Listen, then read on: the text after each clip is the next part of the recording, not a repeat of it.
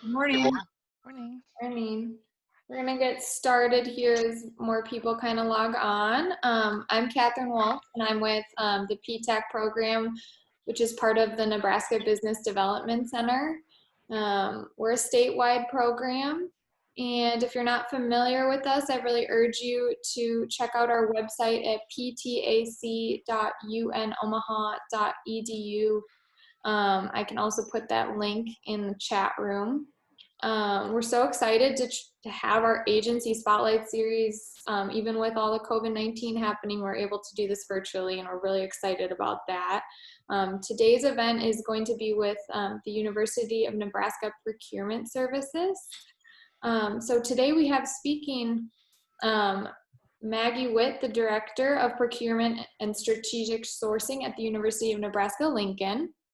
We have Scott Benson, who is the Director of Procurement and Payment Services and Human Resources at the University of Nebraska-Kearney.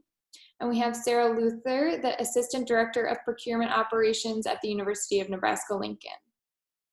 So please note that if we do not have time for all of your questions at the end of this presentation, please jot them down. And if you have a one-on-one meeting scheduled, feel free to ask it during that. Otherwise, please email me after this presentation and I can get you a PDF of the slides so that you can have the contact information for Maggie, Sarah, and Scott, and then you can set up a separate meeting or email them your questions. As I said, I'm with the PTAC program. We kind of do all things government contracting for businesses across the state. And this is one of our many, many events we have going on. So I will put our website link in the chat. And with that, I'm going to let Maggie get started. Thank you so much, Catherine. And thank you, Veronica. I know the PTAC team, we've been working for some years together and really excited to come to you virtually today. So I can do a lot of talking, as this group knows, but I'm really honored to, I showed a picture of Scott Benson a minute ago, but I'd really like to have Scott start out. Scott is my peer out at the University of Nebraska-Kearney. And Scott, if you don't mind, I would love it if you would take this first slide and talk about who we are as a university. We're here to share with you all how to do business with the entire university. We're a complex organization, and Scott and I are going to walk you through that. Thank you, Maggie, and thank you again to Catherine and the PTAC for hosting this morning. I think it's a great opportunity to be here, and we're looking forward to building some relationships as we move forward. So who is the University of Nebraska? We consist of 4 campuses and central administration. We are a nonprofit public institution. We do receive substantial funding from the state of Nebraska. Again, we have 4 gateways into our procurement operation. I think that's an important differentiation from other campuses. Some campuses have a central procurement office. We have 4.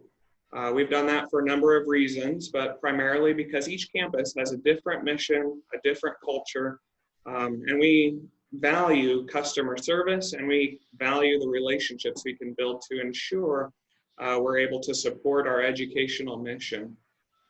So the university central administration is located in Varner Hall, which is in Lincoln, Nebraska. UNL is our flagship campus. They're a little over half of our student population. We have around 52,000 students the last time I checked. And our total budget is around $2.7 billion, yes, with a B. So there's a lot of opportunity. Now, I won't speak for everybody regarding the budget, but UNK's budget, primarily, it's 80% people, most expensive asset here, and 20% operations. Still, 20% of our budget is quite a bit of opportunity. We buy a lot of stuff, as Maggie will talk about later. We are a member of the National Association of Educational Procurement. We actually have quite a bit of representation in the leadership. Sarah Luther, Lynn McAlpine, who I'll introduce later, are both very engaged in that environment. And their mission is to advance procurement strategies for educational institutions. Collaboration is key. They value professional development and networking are a couple highlights there. But as you can see, we value engaging and exploring those relationships we can build to take our procurement operations to that next level. And I'll kind of leave this slide with, we have a new president, President Carter. He's from the Naval Academy. And I think and it's not an exact quote, but his philosophy is really, how should the University of Nebraska pivot to stay ahead, provide a first-class experience for our students? And I think that's kind of a great statement in terms of what our value is, what our mission is, and that covers all 4 campuses. We're all about students, what we can do for them, how do we find those efficiencies and best opportunities to make their experience first class. With that, I'll hand it over to Maggie and she can talk about NU a little bit further. Oh, that was a great opening. Thank you so much, Scott. And I will echo that we have looked at varying options for our business model, but we have such a fantastic collaborative organization in the procurement arena. A few years ago, Scott and I actually participated together in a pretty major initiative for the then president of the university, facing another round of budget cuts. That was pre-COVID-19. And we really looked closely at it, and Scott and I are founding members of a group known as the Supply Chain Council. And this is a group that meets, actually we're meeting on Friday again.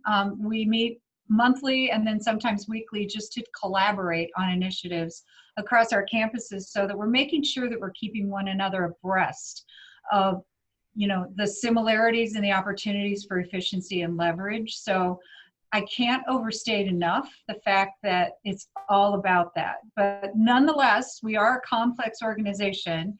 So I want to make sure we help walk you through a little bit more about us.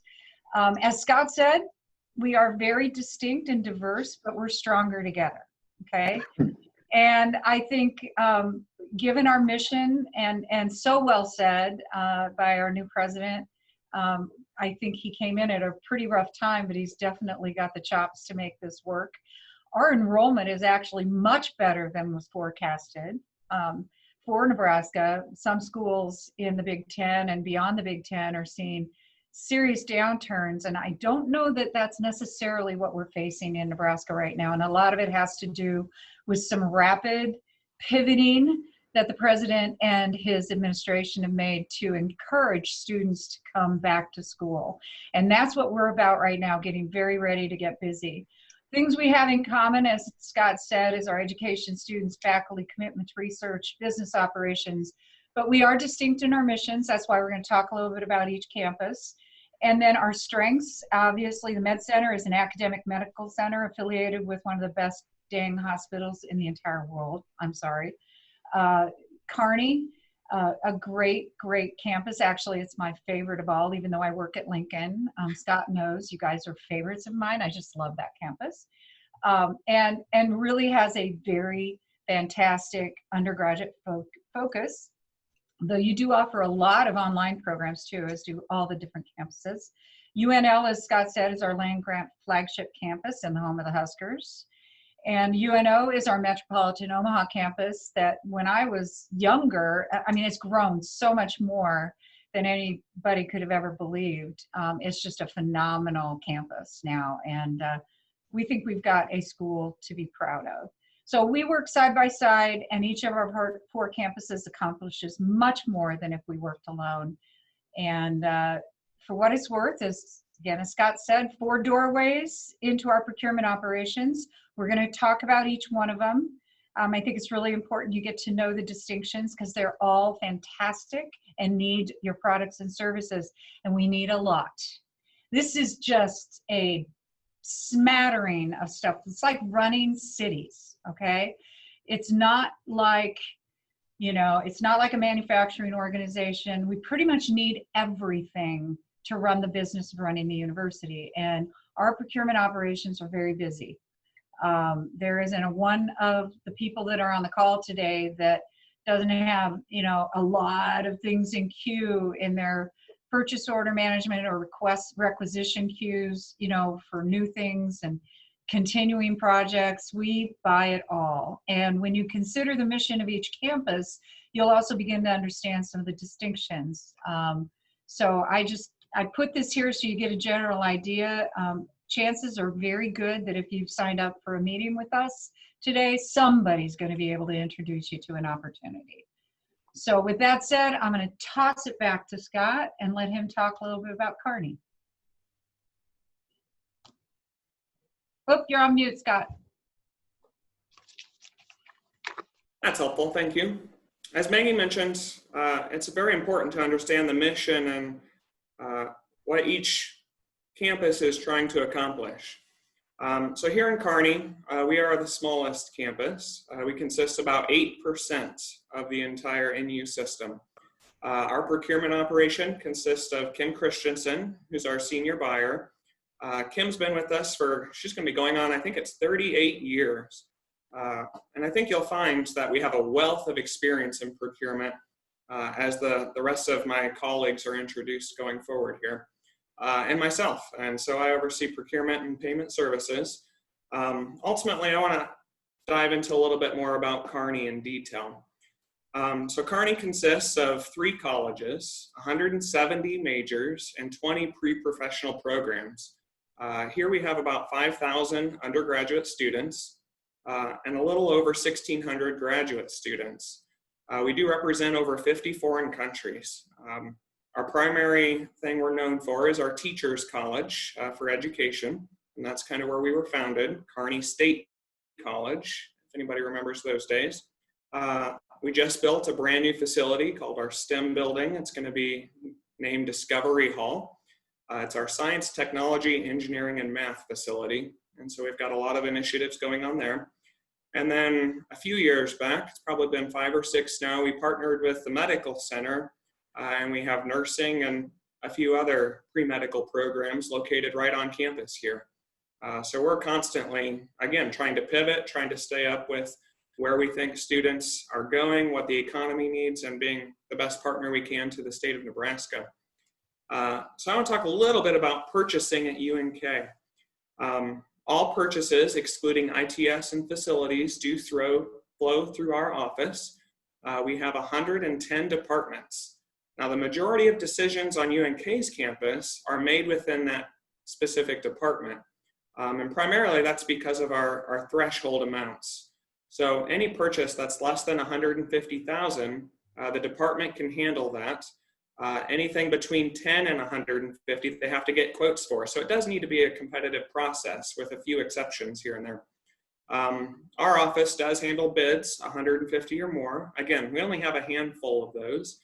A few examples that we've done in the past: food service, bus transportation, beverage services, bank card, audio upgrades, furniture is a big one, cable TV, athletics will do a few things here and there. But I think our goal today is to give you a face with a name, give you some contact info, so that you can reach out if you feel like you're interested in doing business with UNK specifically.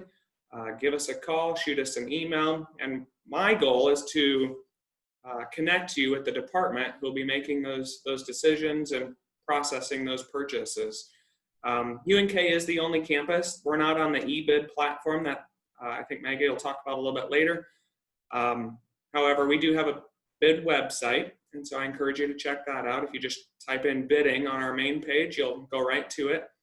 And I'm happy to share that. So give me a call, shoot me an email, or Kim as well. We're happy to help you out. Again, we want to create an atmosphere where we encourage competitive bidding, competitive purchasing, and we want to increase our supplier database. So with that, I'll move on to our next campus, the University of Nebraska at Omaha, Mavericks. Lynn McAlpine, she's not able to be on the call this morning, but I'm going to tell you a little bit about Lynn. Lynn graduated from UNO, her degrees in marketing, finance, and banking. She worked in retail for 10 plus years. In 2014, she started her procurement career with Nebraska Medicine. Then in 2015, a year later, she moved to be the Senior Procurement Systems Coordinator for UNO. She pretty much is what we would classify as the jack of all trades. She kind of does a little bit of everything. She does currently serve as the president of the NAEP, the National Association of Educational Procurement, the Great Plains region. So again, we've got some leadership on that board, and it's great to see our involvement there.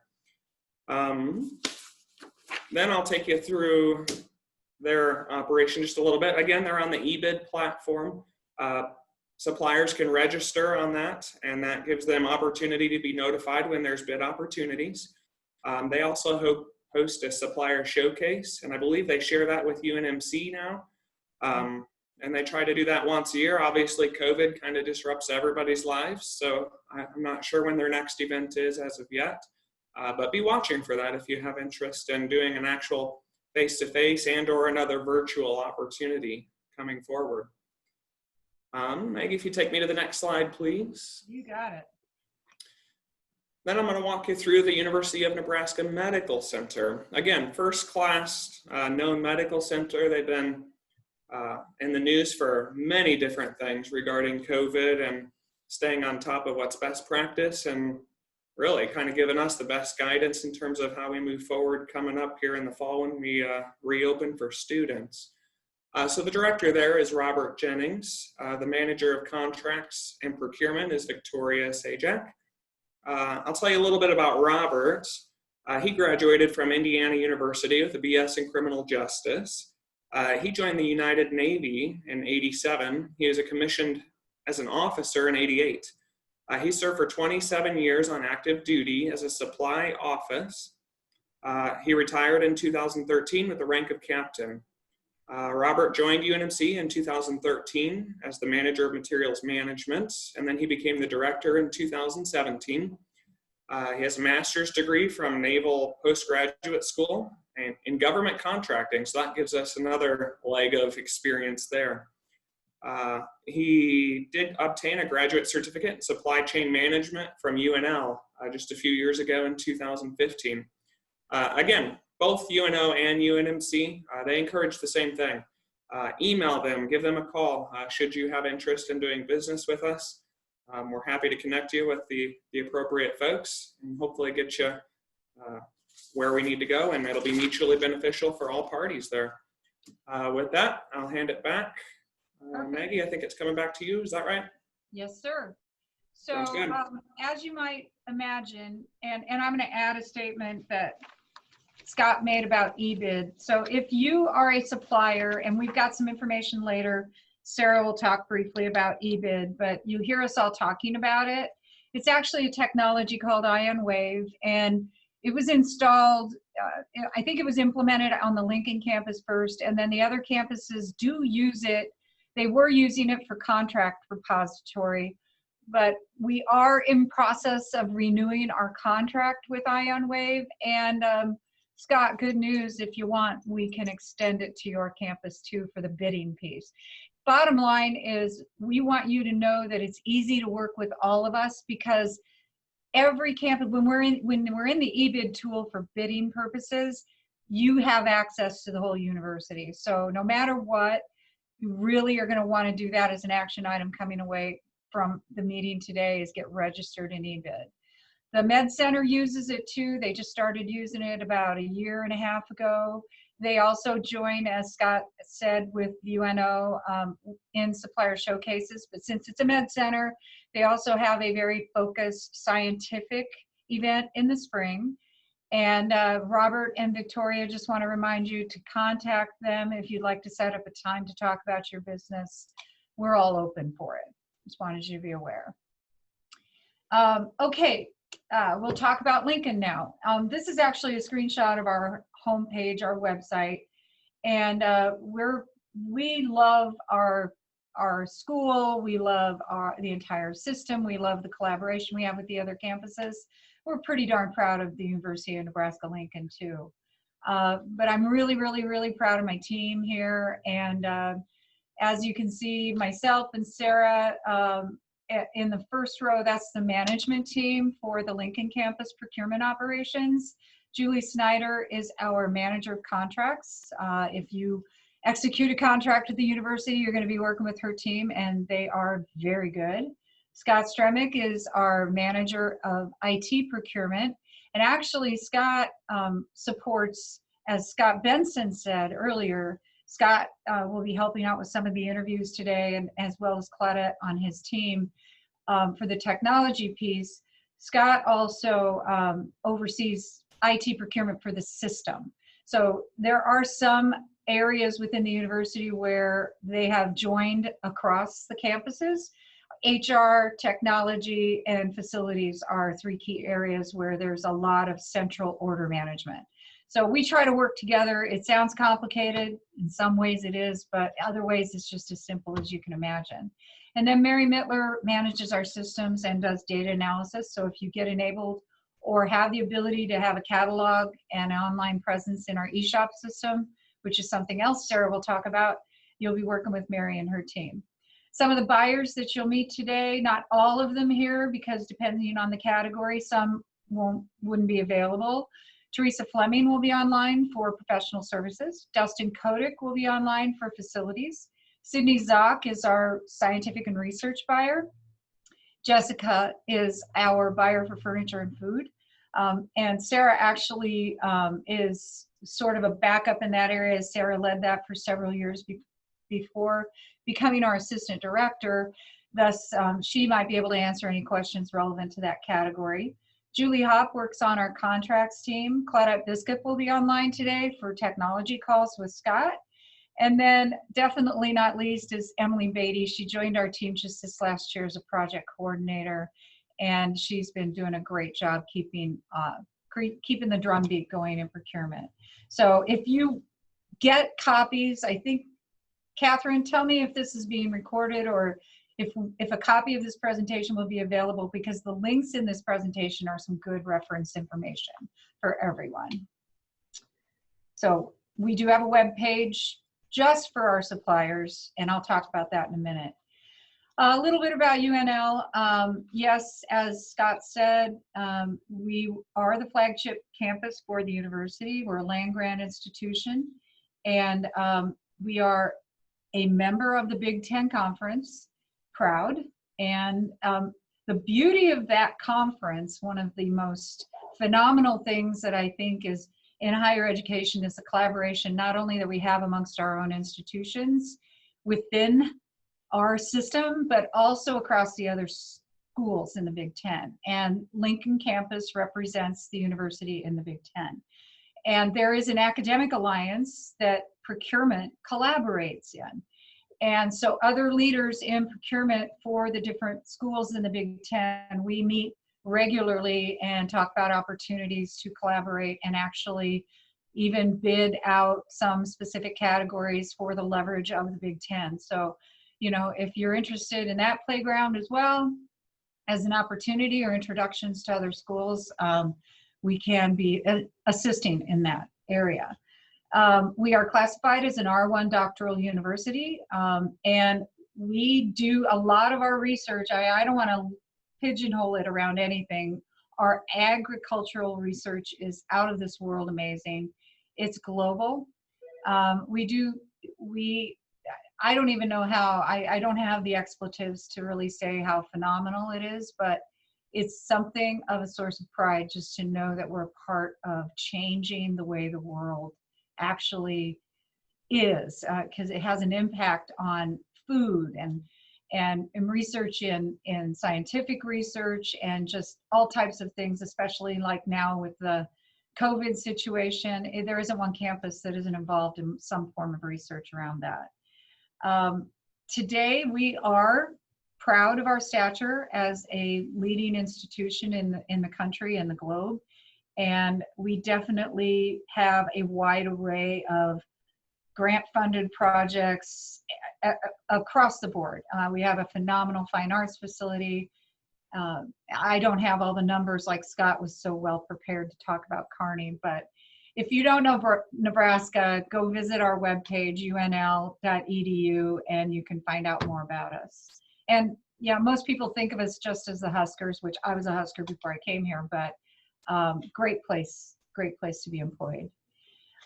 Briefly, I can't take full credit for this. I think actually Sarah Luther has more to do with a lot of the fact that our website is awesome, but we do have a lot of information for you on a website just for you.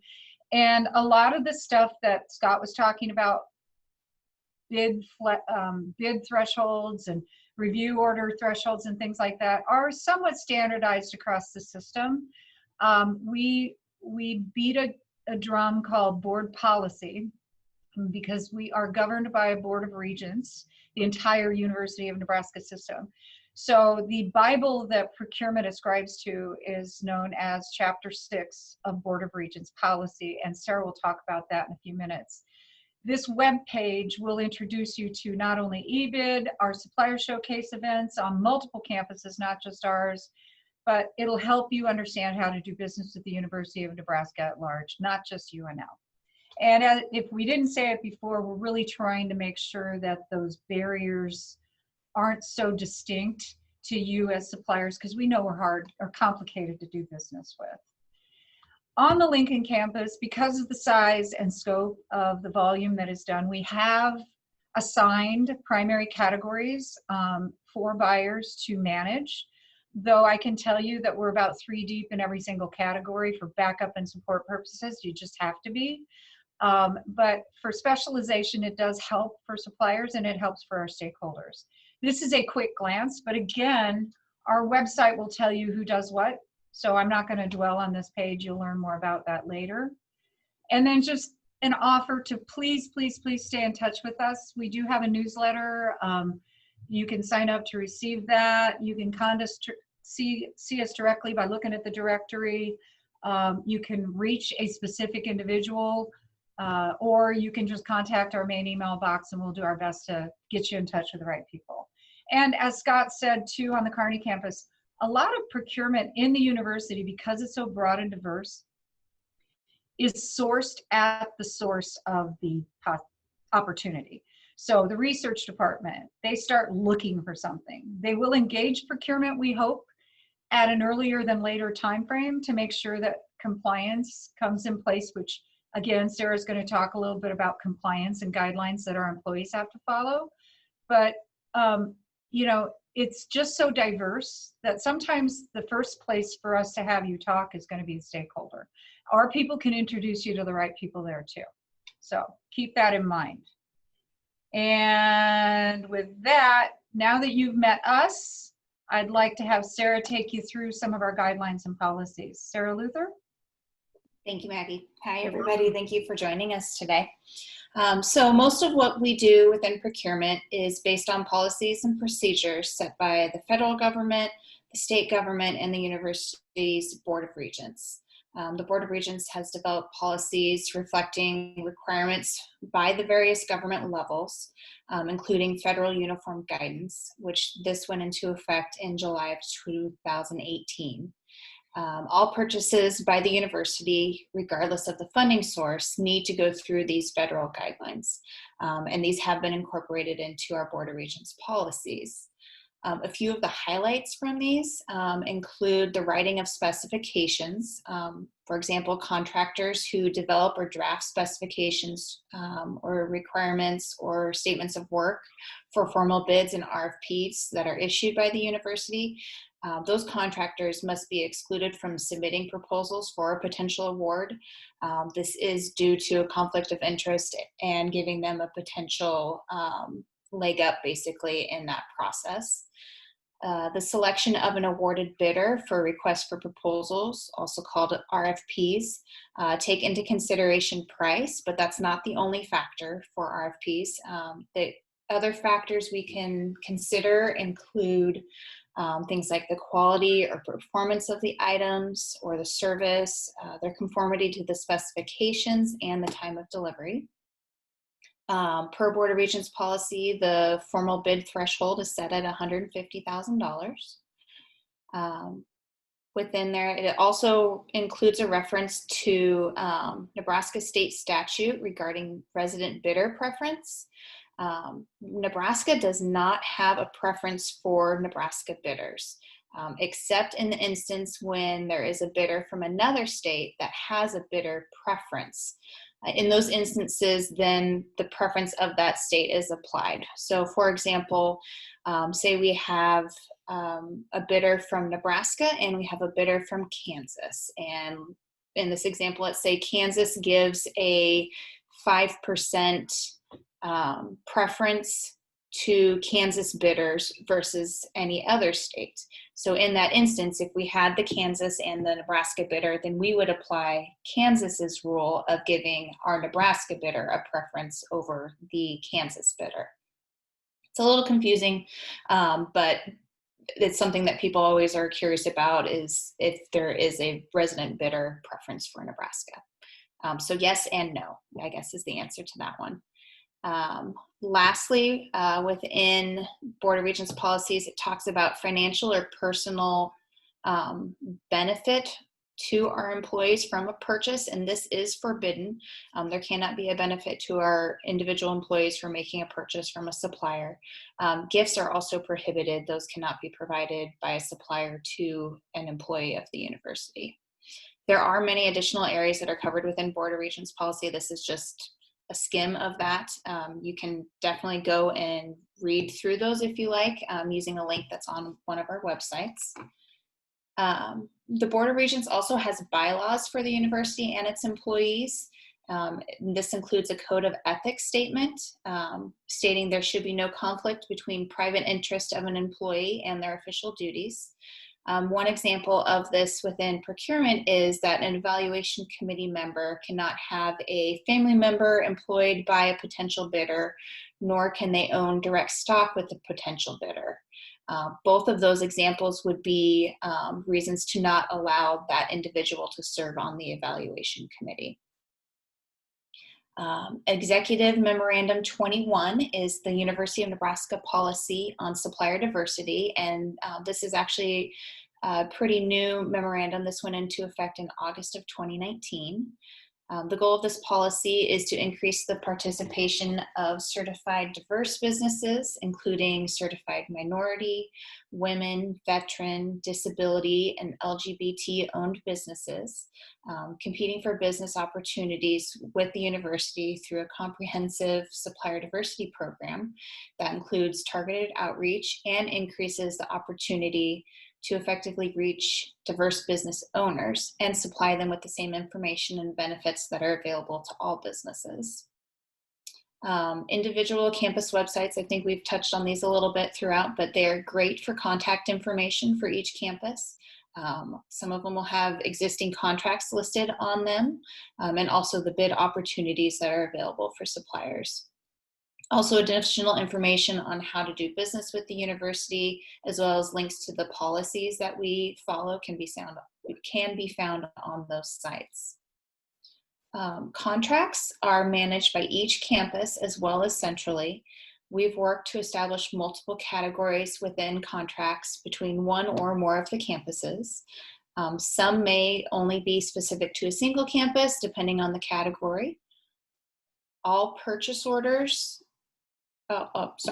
all PO contracts, purchase orders and contracts are uploaded to the state of Nebraska, and this is per a legislative bill 429, which is a Nebraska law requiring all state agencies, including the University of Nebraska, to provide the Nebraska Department of Administrative Services a copy of each contract or subcontract that is the basis for an expenditure of state funds.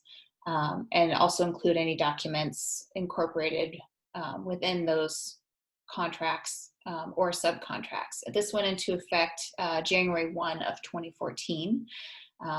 All of this information resides in a searchable database maintained by the Nebraska Department of Administrative Services on their website. And then lastly, the university terms and conditions. There is a link provided at the bottom of each purchase order issued by the university, and those terms and conditions apply to all of those purchase orders. Next slide. So there are 3 ways for campuses to make purchases per our Board of Regents policies.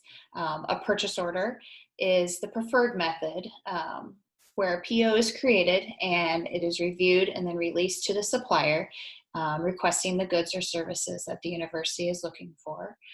We do have a system called eShop where the majority of our purchase orders are issued. It is an electronic system that will send those to the supplier. We also do our invoicing through that system as well. And then a contract is the second method. A contract is negotiated and signed by both parties involved. The university has standard contract templates that we prefer to use for contracting services. Once a contract is completed and a purchase order should be created for that contract, and it serves as a billing and payment vehicle. And then lastly, purchasing cards, also known as P cards, can be utilized, and these are specifically for smaller, low volume purchases made by the university.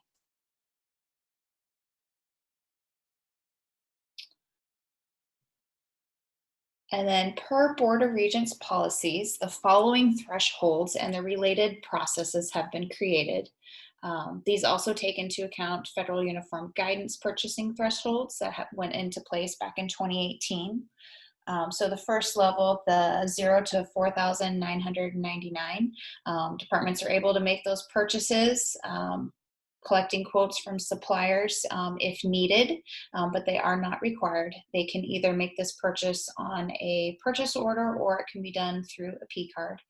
A number of our, say, lower dollar but higher volume spend suppliers are set up within our eShop system. For example, office supplies. People or employees on campus can go to a what we call a punch out catalog, very similar to going to like an Office Depot website, creating the order, and then shopping online like you would, but it's through our system, and then it will create a purchase order from the university to that supplier. A lot of purchases for those smaller dollar items in that dollar threshold are done through those catalogs as well. The $5,000 to the $9,999 threshold. This is when we start getting into federal uniform guidance, that's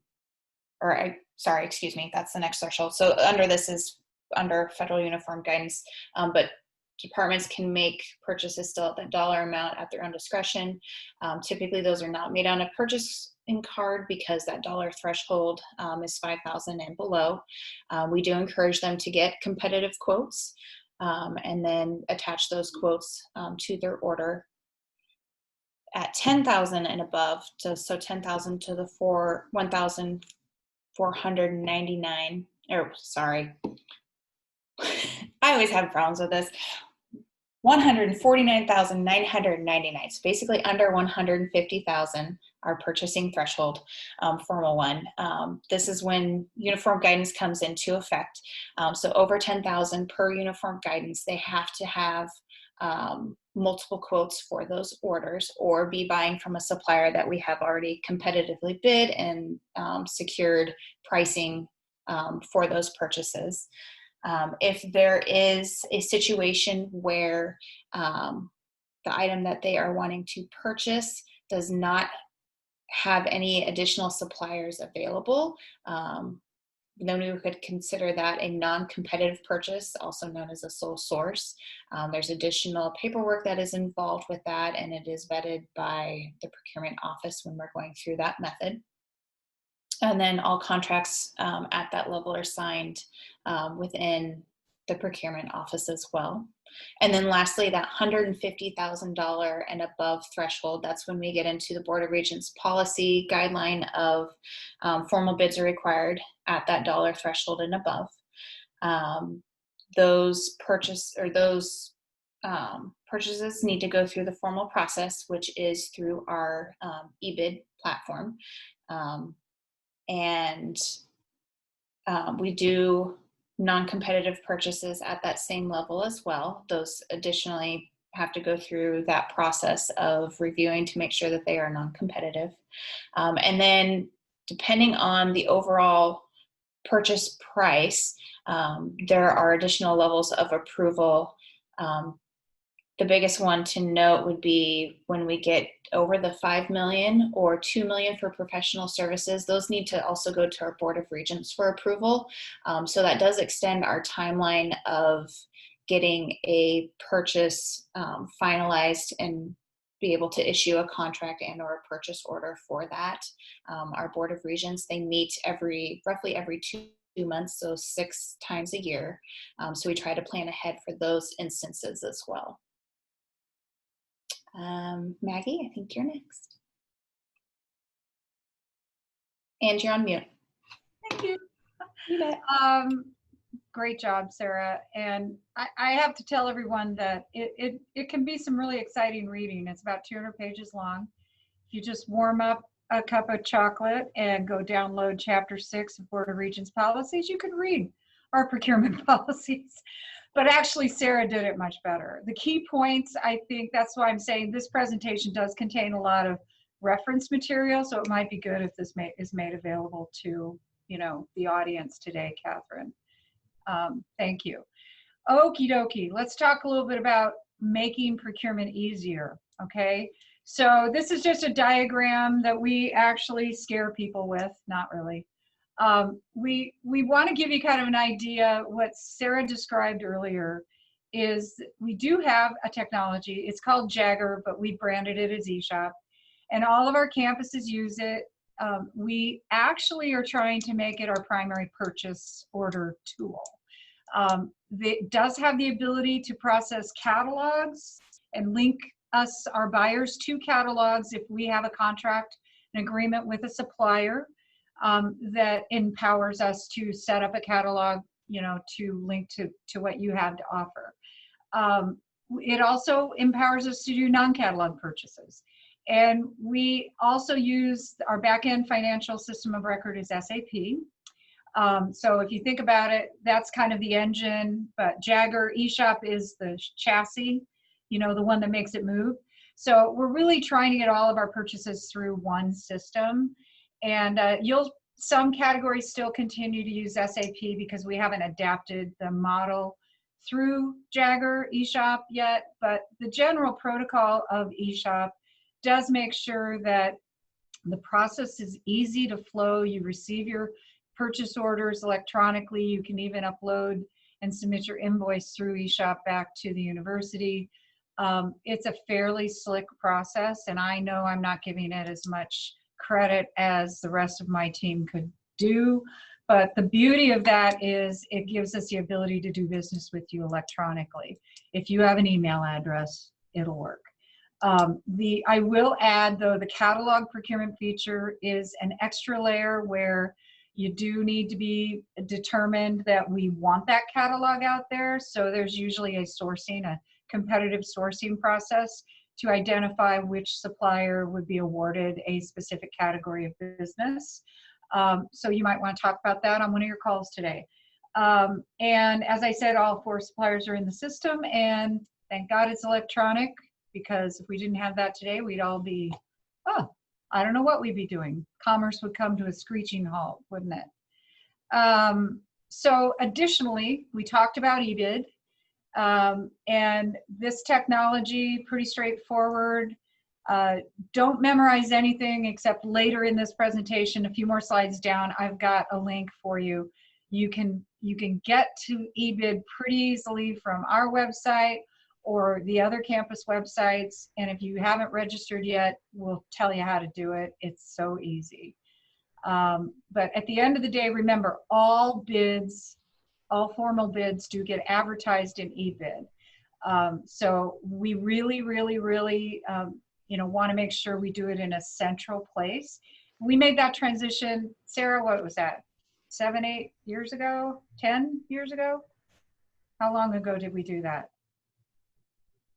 We did it in October of 2012, because that was the year Cam was born. That's the only reason I remember. Okay, all right. Amazing. So it's 8 almost. Sarah has 2 wonderful boys at home, and Cam's one of them. Great golfer too. Yes. Okay, all right. So I'm going to jump to the next slide, and Scott and I are going to take you through a little bit more about our commitment to supplier diversity. And I just want to say something about, the things that are happening at the University of Nebraska.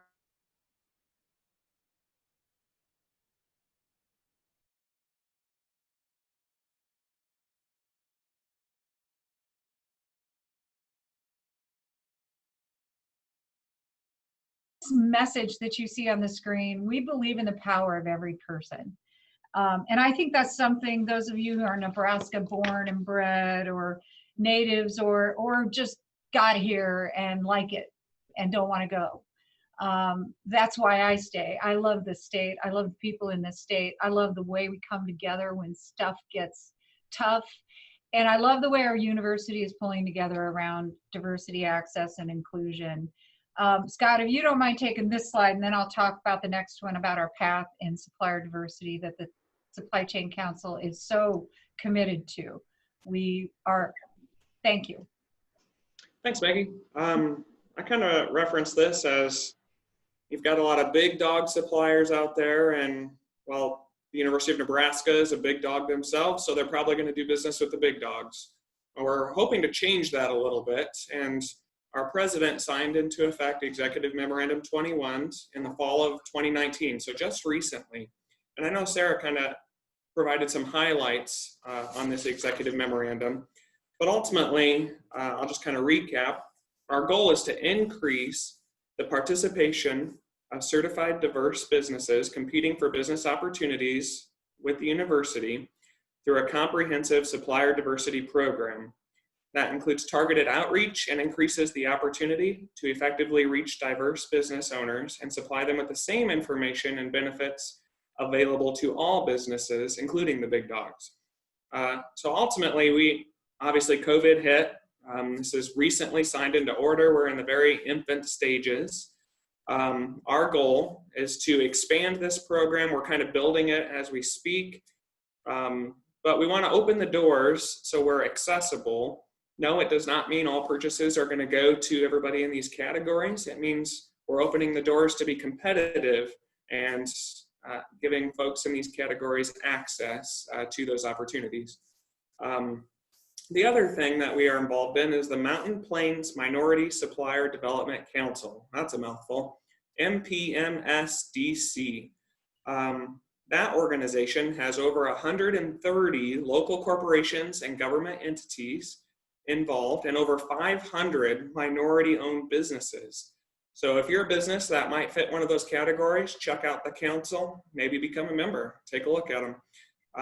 Again, we're all about relationships. By joining these different organizations, we're hoping to expand our network and open those throw down those barriers that are in existence, so suppliers know, well, how do I get in to do business with the university?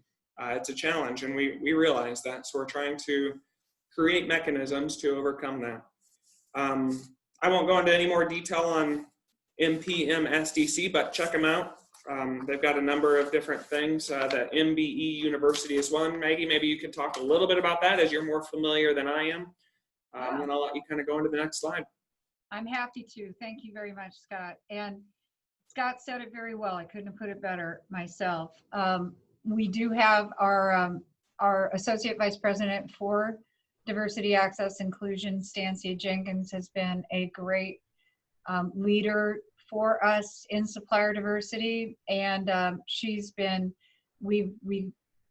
the university has not only joined the Mountain Plains Council as a corporate member, we also have Stancia in a board position at the council. And the reason we are so positive on the council, and also PTAC, is this is a great place for us to interact with you and other suppliers that normally don't know how to do business with us. So another thing that we've recently started through the NBDC, hey, another acronym, this fall, I believe it's going to start, is our MBE University. This, I believe, is the first of its kind. And it's a university where suppliers who qualify through the council can register and take classes in helping their business plan and growing as a business and learning how to do business with larger corporations or targeting the right opportunities. So if you want more information about that and you're on my call or you reach out to me later, glad to have a conversation about it. Our path forward, as Scott said, we're in the early stage development. I am proud to say we think we're going to have our website up by the end of August. Now, we have various department websites, but we have a central admin website for procurement.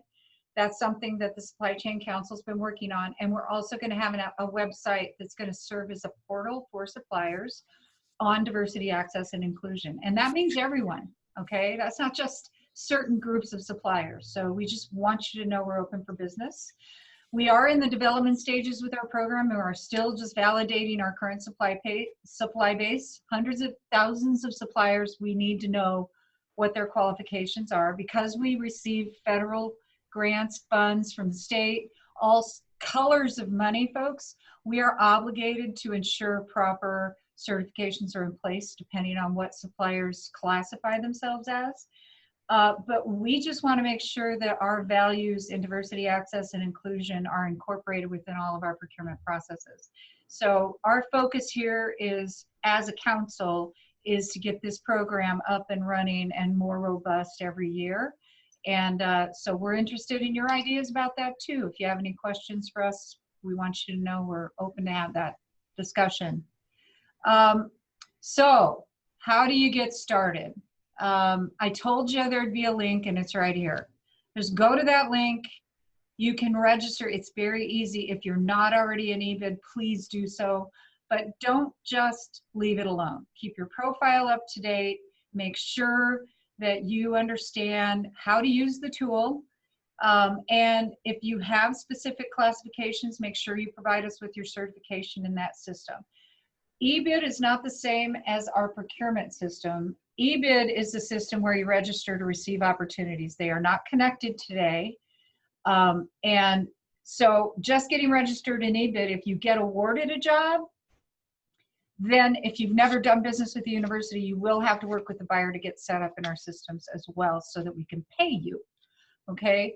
But then there's that caveat of other categories that don't go through the bid system. So it's important that you also follow up and schedule sessions as we're going to have today to talk to the buyers, get to know who you want to meet, have those conversations, tell us about your company, tell us what we don't know, and continue your efforts. Please stay in touch and follow up with us following today's conversations. And then just continue to work with our procurement teams to help you. Tell us about stuff you think you need and we may not know we need yet. Identify opportunities. We also work with major contractors and facilities. You might be suited to be a subcontractor, maybe not a prime contractor, but there are opportunities to work at multiple levels and we want to try to help open those doors. So let us help you and you help educate us on what you do, and the better that relationship is, the better we can introduce you to doors that we can open. And with that said, the big question mark on the screen says, Catherine, I think we did it. We got 5 minutes left. Sorry, not 10, but 5. Yeah, I'm gonna say we have 3 minutes left actually. Sorry, Okay. everyone. All Because if you have a one-on-one meeting at 11, I just want to give you time to hop off. I have a quick question. Maggie, who decides that procurement is sole sourced and how do you justify that? Oh, well, that's a good one. So given the fact that we have policies around those various thresholds, procurement ultimately makes that decision, but also the chief finance officer for that campus, or if it's a system-wide purchase, will sign off on it as well. And make no mistake, those get scrutinized. So if you didn't hear the word competitive 35 times, you're going to hear it 36 times now. We do urge, our board policy says the word competitive, like in chapter 6 alone, like 30 some times. So there is a commitment to competitive bidding, quoting, and comparison at all thresholds and levels wherever possible. We want to encourage that. So ultimately procurement will be the area where these will get stopped at, if you want to call it a speed bump in the process.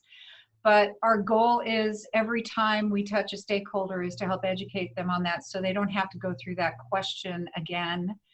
People don't always understand this process, but if we haven't seen it competitively sourced, we will challenge them for that information. And there is documentation that has to be authorized before they can proceed with the purchase. Thank Does you. that answer the question? Yeah, so I don't see any other, if anyone has a question, please quickly type it into the chat. Otherwise, I think we are ready to wrap up here. Okay. Give, Well, then I will if a question comes through, but Catherine, if you want to throw anything in, we're grateful to be here. Thank you. yeah, no, thank you. Thank you to all of you guys who presented. We really appreciate you guys participating in this event. I know virtual sometimes is not ideal, but we're making it work. And we have a lot of virtual events coming up. And the slides will be available, and I also recorded this presentation. So please shoot me an email if you don't hear from me by the end of the week with some slides and the recording. And thank you, Maggie. I'm going to say that's a wrap for today. All right. I think everybody's saying thank you. So we'll, I guess we'll jump to our separate rooms and start our conversations. Sounds great. Bye, everyone. Thank you.